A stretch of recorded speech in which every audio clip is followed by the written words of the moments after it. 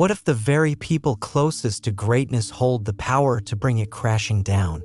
Behind every towering achievement lies a hidden story of emotional battles, control, and vulnerability. This isn't just about love, it's about the fragile human forces that can unravel even the strongest minds. Join us as we uncover the shocking truth behind why some women have the power to destroy great men and what Nietzsche revealed about this timeless struggle. Throughout history, the idea of the great man has captivated societies and shaped the way we understand leadership, genius, and power. We imagine these men as towering figures, individuals whose strength, vision, and willpower change the course of history. From conquerors who command armies to philosophers who reshape how we think, the great man is often seen as invincible. His mind is sharp, his spirit unbreakable, and his destiny inevitable. Nietzsche himself admired these extraordinary individuals. For him, greatness was not about fitting into society's norms or seeking approval. It was about strength, the courage to create new values, to challenge tradition, and to live authentically, even at great personal cost. He called these men Übermenschen, or overmen, who transcend the ordinary and carve new paths. Yet, despite this admiration, Nietzsche was acutely aware that greatness is never simple or purely triumphant. Behind every great man lies a hidden vulnerability, a fragile inner world that remains invisible to the outside. This vulnerability is the first secret behind the myth of the great man. We rarely see it because history tends to celebrate success and hide failure, pain, and weakness. The great man is remembered for his conquests or ideas, not his emotional struggles. Yet these struggles are real and powerful. They shape the man just as much as his public achievements. His mind, while brilliant, can be fragile. His will, while strong, can be deeply affected by feelings of doubt, loneliness, and fear. It is this hidden vulnerability that creates the possibility for destruction. Nietzsche recognized that great men are not unbreakable forces of nature. They are human beings subject to emotional turmoil just like anyone else. What makes them great is often their ability to push through this turmoil, but it also means their inner weaknesses can become their downfall. This is where women enter the story in a unique way. The role of women in the lives of great men is often oversimplified, painted as either muses who inspire creativity or villains who cause ruin. But Nietzsche's insight suggests something more complex and subtle. Some women hold a powerful emotional influence that can shake the foundation of greatness. This influence is not about physical power or political control. Instead, it is woven through love, loyalty, dependency, and sometimes conflict. To understand why some women can destroy great men, we first need to understand the emotional and psychological landscape of these men. Their greatness often comes with a deep sensitivity. They are prone to intense feelings, idealism, and sometimes an overwhelming need for affirmation and understanding. When these needs are unmet or challenged, especially by someone as close as a woman, their inner world can unravel. Think of the great man as standing on a high, narrow peak. His achievements place him above the ordinary, but this peak is isolated and precarious. The people closest to him, often women, are the ones who hold the ropes that keep him steady or pull him down. The woman's role is not necessarily intentional or malicious. It is the nature of human relationships that emotions can become sources of strength or vulnerability. History offers many examples of great men undone not by enemies or failure alone, but by complex personal relationships. These stories reveal that women's influence can be a catalyst for change, for better or worse. In some cases, women inspire their partners to new heights of creativity and power. In others, the emotional strain of a relationship leads to breakdown, loss of focus, or despair. What makes this dynamic especially intriguing is the tension between power and dependence. Great men, by definition, are strong and independent.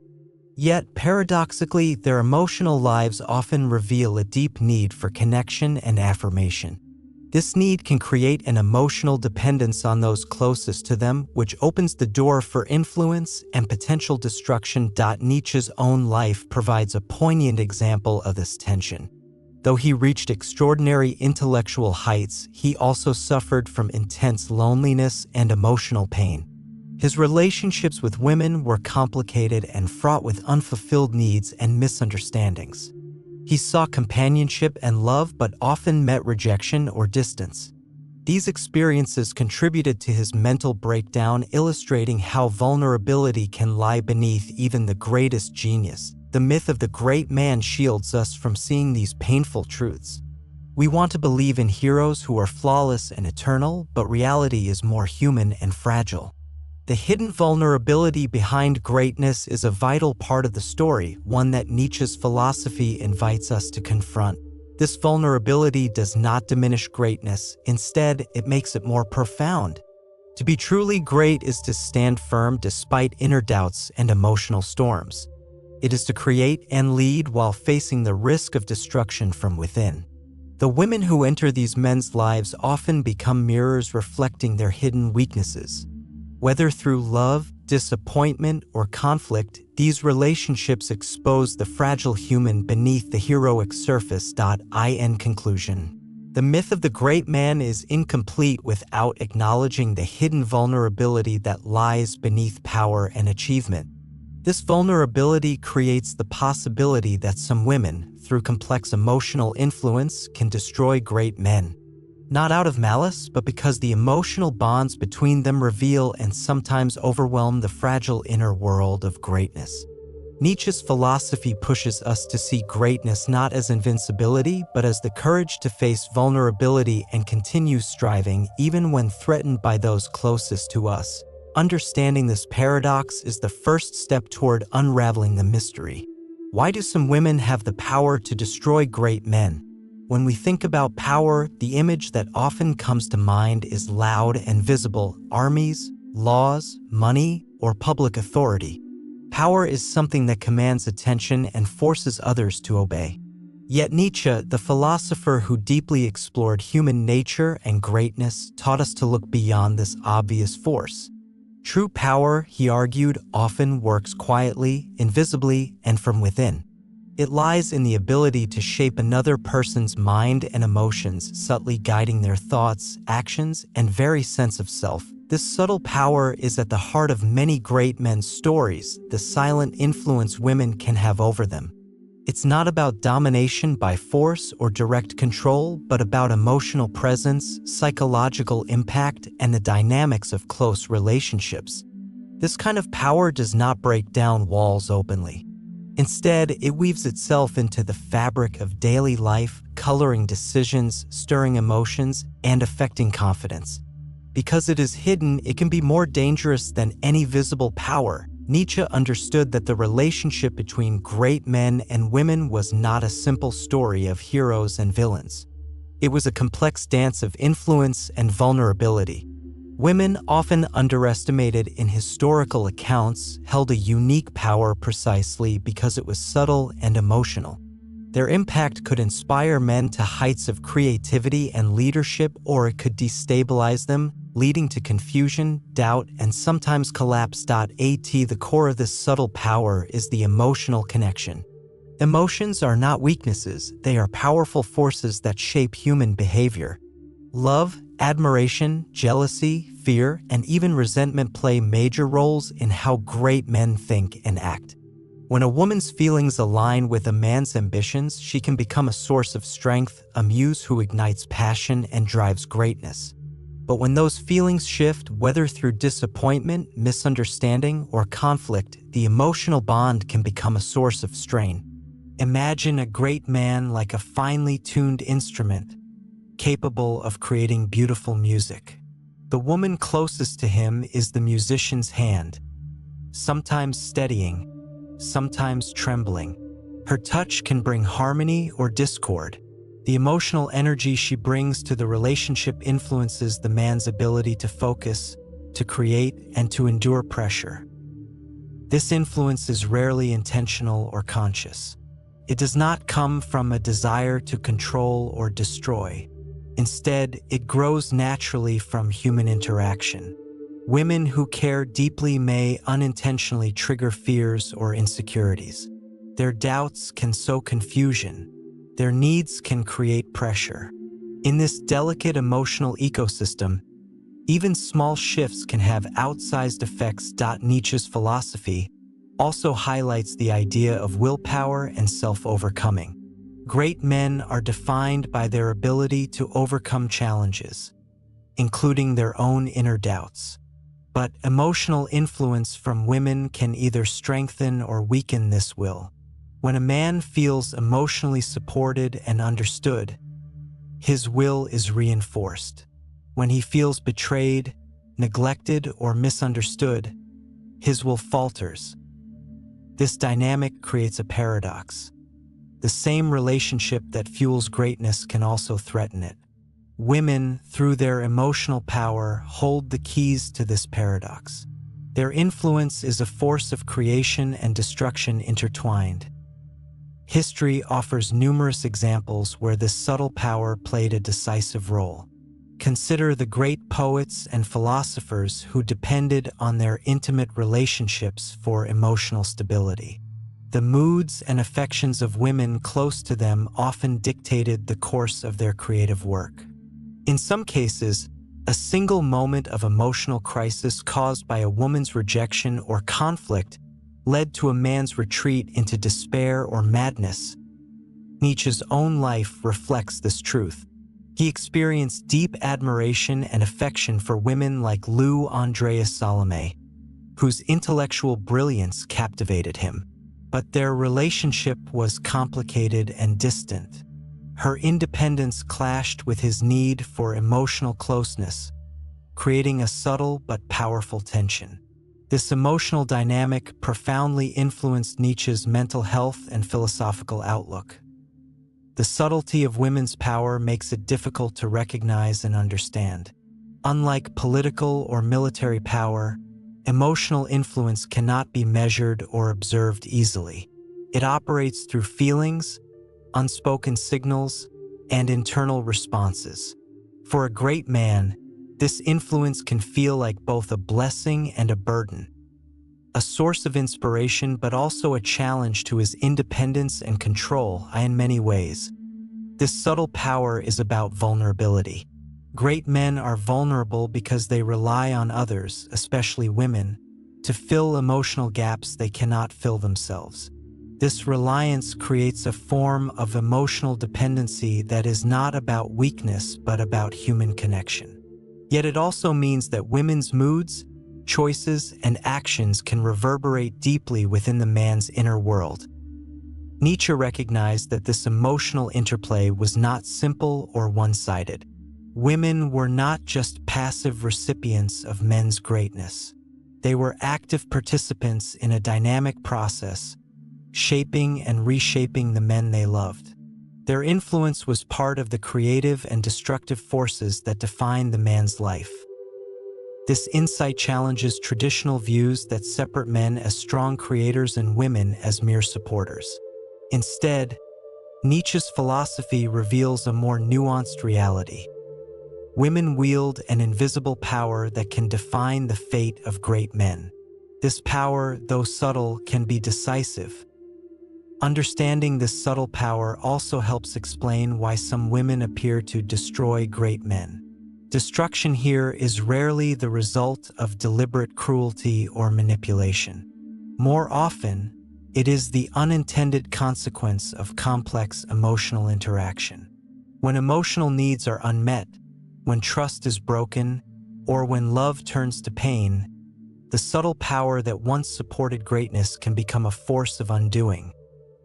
This transformation can be swift or slow, visible or hidden. Sometimes a single event, a rejection, a betrayal, a withdrawal, can shatter the delicate balance. Other times, it is the accumulation of small emotional fractures that eventually lead to collapse. In either case, the woman's influence, as subtle as it is a key factor. The power of subtle influence is also tied to the idea of presence and absence. Nietzsche knew that sometimes what women do not do, their silence, their distance, their refusal, can have a greater impact than what they say or do. Emotional absence can create a vacuum that destabilizes even the strongest minds. This chapter teaches us to see power in new ways. It invites us to look beyond the obvious and understand the hidden emotional forces that shape human greatness. The women who seem to destroy great men do so not because they wield visible weapons, but because they hold the subtle strings of emotional influence. They can inspire or destabilize, nurture or unravel, with quiet but profound effect. In the next chapters, we will explore how these emotional bonds can become sources of control and conflict, leading to the downfall of many great men. But here, we begin with the recognition that the most powerful influence is often the quietest, woven through love, emotion, and human connection. Love is often celebrated as one of the highest and most beautiful experiences in life. It inspires poetry, art, and music. It fuels passion and creativity. Yet, beneath the surface of love lies a complex and sometimes dark reality, especially when it intertwines with control, dependence, and emotional power struggles. For great men, whose identities are deeply tied to their achievements and visions, love is not simply a source of joy. It can become a battleground where their strengths and vulnerabilities collide. Nietzsche's exploration of human nature reveals that love is never purely innocent or straightforward. Instead, it is a force that can both uplift and entrap. The emotional bonds formed in love are powerful, but they also carry the potential for control and conflict. This chapter unpacks how love, far from being just an idealized connection, can be a complicated web where control and vulnerability intertwine, sometimes leading to the destruction of great men. At the heart of this dynamic lies emotional dependence. Great men, despite their outer strength and confidence, often rely deeply on those they love for emotional validation and support. This dependence is natural. Human beings crave connection. But for a man whose self-worth is tightly linked to his success and intellectual power, emotional bonds can become fragile lifelines. When these bonds are threatened, the man's sense of self may begin to falter. Women, in this context, become gatekeepers to the man's emotional world. They hold a unique position where their feelings, actions, and decisions influence the man's emotional stability. This influence is not merely about affection or rejection, but about control, sometimes unconscious, sometimes intentional. Control in love is not always about domination. It can be subtle, expressed through emotional demands, expectations, or even withholding affection. Nietzsche understood that this control is part of the human struggle for power and meaning. Love relationships can reflect the broader will to power, where both partners seek to shape each other's identities and futures. In great men, this struggle is intensified because their sense of self is closely tied to their creative or leadership roles. The woman's influence can either bolster the man's confidence or undermine it, sometimes without either party fully realizing the impact. This dynamic can become a dangerous cycle. The man, feeling dependent and vulnerable, may try to assert control in other ways, through work, art, or intellectual achievement, to compensate for emotional insecurity. The woman, sensing this struggle, might respond with resistance or increased emotional demands. Over time, this push and pull creates tension that threatens the man's emotional equilibrium and, ultimately, his greatness. One of the most striking aspects of this dynamic is how love can transform into a trap. What begins as admiration and connection can turn into a form of emotional captivity. The man may feel bound by the need to maintain the relationship at all costs, fearing loss or abandonment. This fear can stifle creativity and freedom, turning the source of inspiration into a source of stress and limitation. Nietzsche's writings hint at this tension through his reflections on human desires and attachments. He warned against losing oneself in the needs of others, urging instead for a balance where strength comes from within. Yet, the reality of intimate relationships often makes this balance difficult. Great men may find themselves caught between their internal drive for independence and the external pull of emotional bonds. Historical examples abound where this tension played a critical role in the lives of great men. Poets, philosophers, and leaders have often been undone by relationships where love and control were entangled. Sometimes a woman's jealousy or mistrust could ignite destructive doubt. Other times, the woman's emotional distance created a void that the man could not fill, leading to despair. Nietzsche's own life offers a profound example of these themes. His relationship with Lou Andreas Salome was filled with admiration and intellectual connection, but also with emotional conflict and unfulfilled desires. Nietzsche's intense need for emotional closeness clashed with Salome's independence, creating a situation where love was mixed with control, rejection, and pain. This emotional struggle contributed to Nietzsche's mental and physical decline, showing how intimate bonds can both nourish and destroy. This chapter also explores the paradox of control in love. While control often carries a negative connotation in relationships, it can be a subtle form of care or protection. Women's control over emotional space can sometimes be a way to safeguard themselves or the relationship. Similarly, great men's attempts to maintain control can be efforts to preserve their identity and purpose. The conflict arises when control becomes domination or manipulation, breaking down trust and connection. Emotional bonds, therefore, are complex ecosystems where love, control, vulnerability, and power interact. These interactions shape not only personal happiness but also the ability to create, lead, and endure. For great men whose lives are under intense pressure, the stakes are even higher. Their emotional relationships become arenas where their greatness is both challenged and defined. In the end, this chapter reveals a crucial truth. Love is not just about feelings but about power, how it is shared, negotiated, and sometimes contested. Women who can destroy great men do so by navigating this intricate dance of love and control. Their influence is neither purely benevolent nor purely malicious, it is deeply human. Reflecting the complexities of connection. Nietzsche's insights remind us that understanding this emotional complexity is essential for grasping why some great men fall. It is not enough to see these women as villains or victims.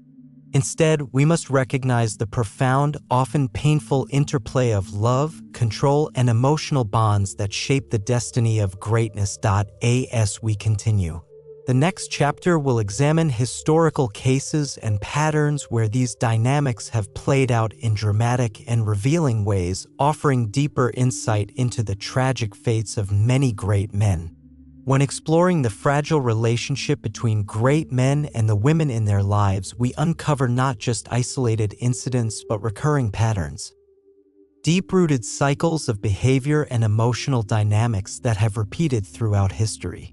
These destructive patterns reveal how emotional bonds that once fueled greatness can, over time, unravel into forces of ruin. Understanding these patterns is essential to grasp why some women, intentionally or not, have the power to destroy even the most extraordinary men. The first pattern is one of idealization followed by disillusionment. Early in relationships, women often see the great man as a towering figure, an embodiment of strength, intellect, and vision. This idealization can create intense admiration and loyalty. The man, for his part, may feel supported and inspired by this belief in his greatness. However, as time passes, the woman's expectations may clash with reality. The man's flaws, vulnerabilities, or obsessive focus on his work can become sources of frustration. Disillusionment sets in, and the woman's attitude shifts from admiration to criticism or withdrawal. This shift profoundly affects the man's confidence, shaking the very foundation of his self-image. This pattern is not simply a personal failure but a psychological cycle that traps both parties. The man's quest for perfection and the woman's growing disappointment create tension that escalates into conflict. Nietzsche warned against such idealization because it sets impossible standards leading inevitably to suffering. The very greatness admired at first becomes a source of isolation. A second destructive pattern involves emotional dependency and control. As the relationship deepens, emotional needs intensify. The great man, despite his achievements, often depends heavily on the woman's affection and approval to maintain his inner equilibrium.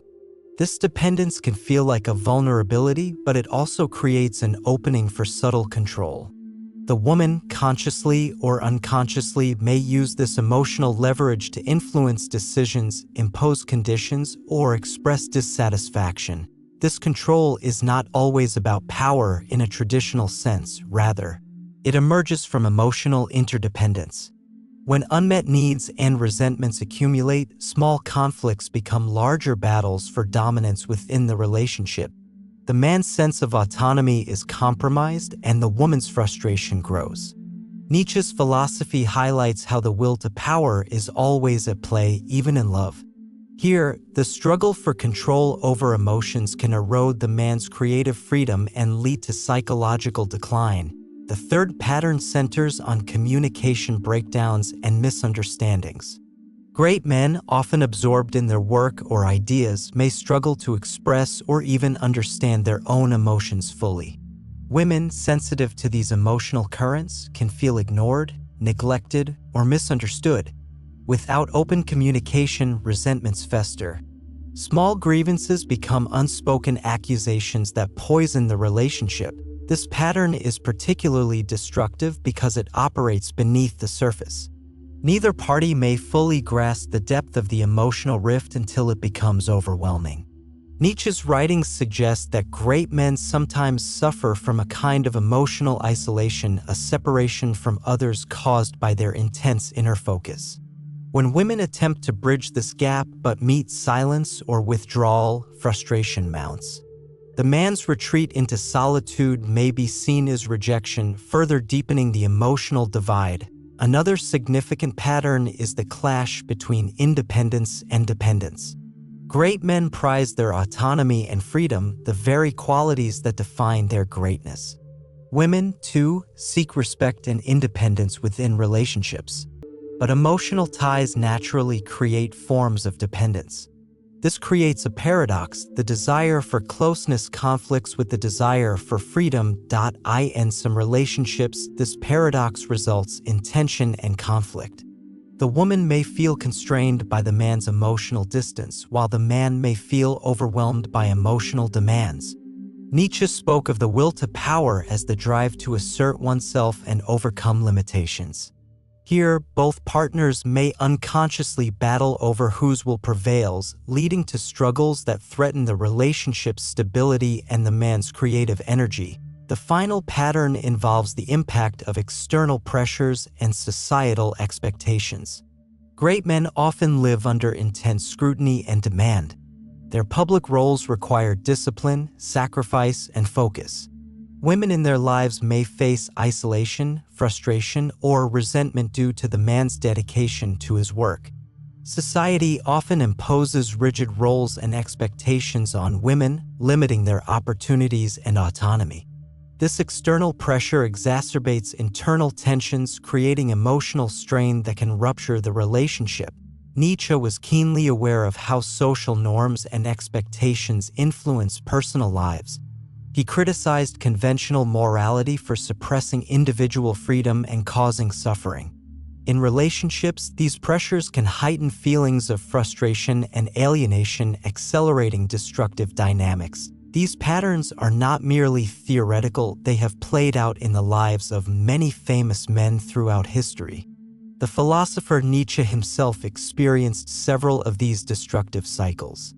His intense intellectual pursuits and philosophical ideals isolated him emotionally. His relationship with Lou Andreas Salome exemplified the clash between idealization, emotional dependency, and independence. Their connection began with mutual admiration but ended in emotional distance and personal crisis. Similarly, historical figures such as Ludwig van Beethoven, Vincent van Gogh, and even political leaders like Napoleon Bonaparte showed signs of these destructive emotional patterns. Their relationships with women often involved idealization, dependency, misunderstandings, and conflicts over autonomy. These patterns contributed to their emotional struggles and, in some cases, their eventual downfall. Recognizing these patterns helps us understand that the destruction of great men by women is rarely a simple cause and effect scenario. It is a complex interplay of emotions, expectations, and psychological forces. Women's roles in these dynamics are neither purely villainous nor victimized. They are part of a shared human experience fraught with tension and contradiction. Understanding these destructive patterns also opens the door to empathy and deeper insight. It challenges simplistic narratives that blame one side or the other. Instead, it reveals the profound challenges of maintaining greatness amid human intimacy and emotional complexity. In the end, these patterns show us that the relationships between great men and women are fragile ecosystems. They require balance, communication, and mutual respect to thrive. When these elements falter, the same emotional bonds that once inspired greatness can become the agents of destruction. As we move toward the final chapter, we will explore how great men have sometimes found ways to transcend these destructive cycles, reclaiming their strength and redefining their relationships. This journey of transformation offers hope and a deeper understanding of the delicate dance between love, power, and greatness. Throughout history, many great men have been shaped and sometimes shattered by the women closest to them. As we have seen, the emotional bonds that connect them can become arenas of profound influence, control, and conflict. But the story doesn't end with destruction. Nietzsche, a thinker deeply familiar with suffering and inner struggle, also taught the importance of transcending pain, finding strength within, and overcoming even the most devastating emotional turmoil. This final chapter explores how some great men, despite the risk of emotional devastation, have managed not only to survive but to rise above the destructive patterns that threaten to undo them. It shows us that destruction, while powerful, is not inevitable. Instead, it can be a crucible from which new strength, insight, and greatness emerge. The key to this transformation lies in Nietzsche's concept of self-overcoming, the process by which an individual confronts and transcends their own limitations, fears, and suffering. Self-overcoming is not a denial of pain or loss, but a courageous engagement with it, turning adversity into fuel for growth. For great men entangled in difficult relationships, this means recognizing the emotional dynamics that threaten their greatness and learning to navigate or even transcend them. The heart of self-overcoming is the idea that true power comes from within, not from external validation or dependence. This internal strength allows a man to maintain his identity and vision even when emotional bonds become fraught or painful. It is the ability to stand firm in one's purpose, to accept imperfection in others and oneself, and to find meaning beyond temporary turmoil. History provides inspiring examples of great men who embodied this process. The German composer Ludwig van Beethoven, for instance, suffered immensely in his personal relationships and faced profound isolation due to his deafness. Yet, he transformed his suffering into some of the most powerful and enduring music ever created. His resilience showed that emotional hardship, while painful, could become a source of creative energy and self-mastery. Similarly, the poet Rainer Maria Rilke endured loneliness and complex emotional relationships. Yet he used these struggles to deepen his artistic vision and philosophical insight. His work reflects a journey of self-discovery and acceptance, illustrating how personal pain can be transformed into spiritual growth. Nietzsche's own life was marked by emotional intensity and isolation. His philosophical writings reveal his efforts to grapple with his inner turmoil and the impact of relationships that both inspired and hurt him. Although he faced mental and physical collapse late in life, his concept of the Übermensch, the Overman who transcends conventional limits, offers a vision of human potential beyond suffering and destruction. For great men caught in destructive emotional bonds, the journey toward transcendence often begins with awareness. Recognizing the patterns of influence, control, and dependency is the first step. This awareness requires honesty and courage, acknowledging vulnerabilities rather than hiding behind pride or denial. It means seeing the relationship clearly with both its strengths and its dangers. From awareness comes detachment, not in the sense of coldness or abandonment, but as a healthy distance that allows one to maintain inner stability. Detachment helps great men avoid losing themselves entirely in emotional turmoil. It creates space for reflection and choice, enabling the individual to decide how to respond rather than being overwhelmed. Nietzsche encouraged a kind of active detachment, an engaged but self-directed stance toward life's challenges. This attitude empowers great men to preserve their creative and intellectual work despite personal difficulties. It is a refusal to be defined solely by emotional pain or by others' influence. Another crucial element in transcending destruction is self-care and the cultivation of inner resources. Great men often pour all their energy into external achievements, neglecting their emotional and psychological needs. Learning to nurture one's own well-being through reflection, solitude, creative expression, or physical care builds resilience. Nietzsche's philosophy emphasizes the importance of embracing life's fullness, including suffering, as a path to growth. This means accepting imperfection in oneself and others, forgiving past wounds, and cultivating patience. Such acceptance does not weaken but strengthens the will, allowing the man to move forward with renewed purpose. The process of transcending emotional destruction also involves redefining relationships. Great men who succeed in this often shift their expectations and boundaries. They learn to engage with women and with all close relationships in ways that respect both their own autonomy and the other person's freedom.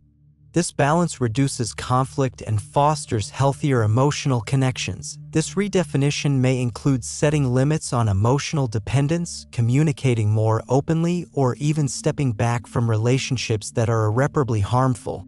While difficult, such steps can protect the man's inner world and creative potential. Importantly, transcending destruction does not mean isolating oneself completely. Nietzsche himself valued friendship and connection, but on terms that honor the individual's strength.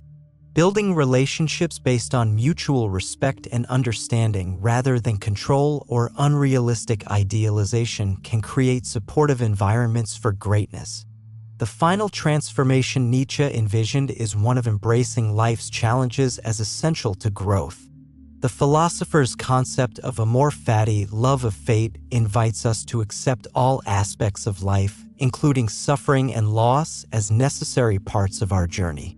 This radical acceptance empowers great men to find meaning even in emotional pain. By embracing this attitude, a great man can turn what once seemed destructive into a source of wisdom and strength. The very experiences that threaten to destroy him become the foundation of a deeper self-understanding and a renewed capacity for creation. In conclusion, while some women, through complex emotional dynamics, can indeed contribute to the downfall of great men, Nietzsche's philosophy offers a path beyond destruction. The power to overcome lies within the individual's ability to confront pain, maintain inner strength, and transform adversity into growth. This chapter reminds us that greatness is not only about external achievements, but about the courage to face and transcend the emotional challenges that come with deep human connection. In doing so, great men can rise again stronger, wiser, and more whole than before. As we close this exploration, we are left with a profound truth: the interplay between love, power, and destruction is a universal human story. It is through understanding and transcending these forces that we find the true essence of greatness.